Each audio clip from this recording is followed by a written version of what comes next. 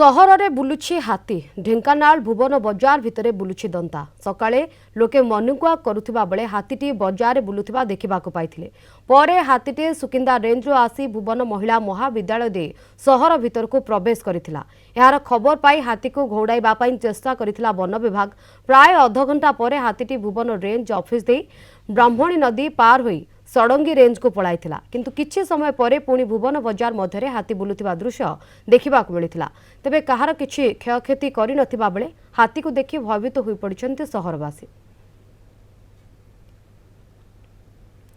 सदाशिव सेठी Kamakhyanagar reporter आम सहित अधिक सूचना फोन लाइन जोगे जोड़ी होती। सदाशिव हाथीर गतिविधि कौन वन विभाग पक्षर ए बाबद प्रतिक्रिया कौन? देखो आज सकाल समय जो लोक मैंने मर्णिंग वाक करते से समय हाथी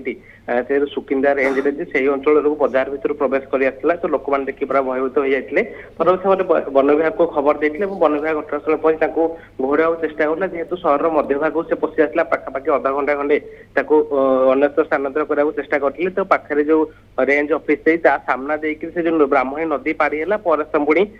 जो सड़ंगी रेंज से अंचल को पलैची ये गोटिकिया दंता हाथी प्राय समय भुवन अंचल बुलाबुली करे जो पूर्व मासरे भाव बजार भर प्रवेश कर